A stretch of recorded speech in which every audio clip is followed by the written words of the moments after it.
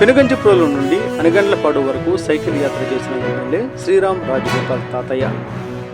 ఎన్టీఆర్ జిల్లా జగ్గైపేట నియోజకవర్గం పెనుగంచిప్రోలు మండల పరిధిలోని గ్రామాలలో ఈ రోజున జగ్గైపేట నియోజకవర్గ ప్రజలతో మరింత చేరువ కావడంతో పాటు ఇంధన పొదుపు, పర్యావరణ పరిరక్షణపై అవగాహన కల్పించే లక్ష్యంతో శాసనసభ్యులు మరియు తెలుగుదేశం పార్టీ పోలిట్ బ్యూరో సభ్యులు శ్రీరామ్ రాజగోపాల్ తాతయ్య ఈరోజు ప్రత్యేకంగా సైకిల్ యాత్ర నిర్వహించారు.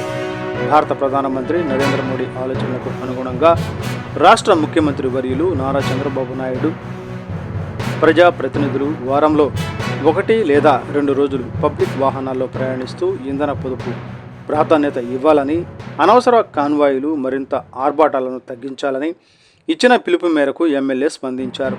జగ్గైపేట పట్టణం నుండి ఆర్టీసీ బస్సులు పెనుగంచిప్రోలు వరకు ప్రయాణించిన ఎమ్మెల్యే అనంతరం పెనుగంచిప్రోలు గ్రామం నుండి అనగండ్లపాడు గ్రామానికి స్వయంగా సైకిల్ తొక్కుకుంటూ వెళ్ళి అక్కడ నిర్వహించిన ప్రజా దర్బార్ ప్రజా సమస్యల పరిష్కార వేదిక కార్యక్రమంలో పాల్గొన్నారు.